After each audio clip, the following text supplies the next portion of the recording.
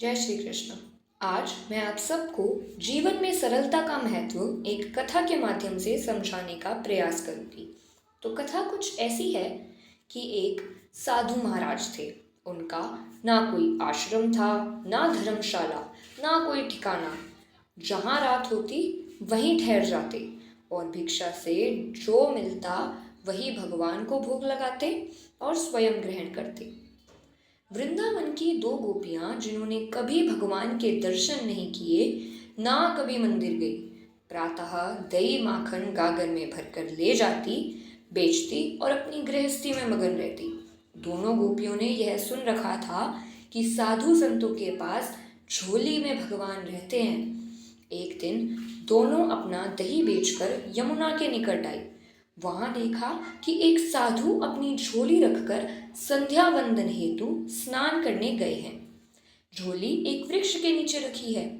कुतूहलवश झोली में भगवान है, भगवान कैसे हैं, इस दृष्टि से दोनों ने चुपके से झोली उठाई और सारा सामान बिखेर दिया, पर भगवान नहीं मिले। तभी उनकी नजर एक डिब्बे पर पड़ी। डिब्बा खोला तो देखा कि लड्डू गोपाल डिब्बे में बंद हैं। एक गोपी ने कहा, यही भगवान है। दूसरी गोपी ने कहा, कितने निर्दयी हैं ये सन्यासी, भगवान को बंद करके रखा है। पहली गोपी ने कहा, देखो बेचारे भगवान के हाथ पैर सब टेढ़े हो गए हैं। दूसरी गोपी ने कहा, बेचारे बंद जो रहते हैं, हाथ पैर हिलाने की जगह भी नहीं है। अब दोनों ने लड्डू गोपाल को उठाया और बोली, भगवान जी आप परेशान ना हो, अपने हाथ पैर सीधे कर लो, हम दही खिलाते हैं, खा लो, भूखे भी होंगे। दोनों ने भगवान की मूर्ति को सीधा करना शुरू करा। भगवान को भी उनकी सरलता पर आनंद आ रहा था। वह भी मुस्कुरा रहे थे। वे भगवान जी की मूर्ति को सीधा करते करते थक गई, पर धातु से निर्मित मूर्ति सीधी नहीं हुई। परंतु दोनों गोपियों ने हार नहीं मानी। वे लगातार भगवान जी की मूर्ति को सीधा करने का प्रयास करती रही। अब उनकी सरलता और निश्चल प्रेम से देखकर भगवान को उनके समक्ष हारना पड़ा। लड्डू गोपाल की मूर्ति सीधी हो गई, भगवान सीधे खड़े हो गए।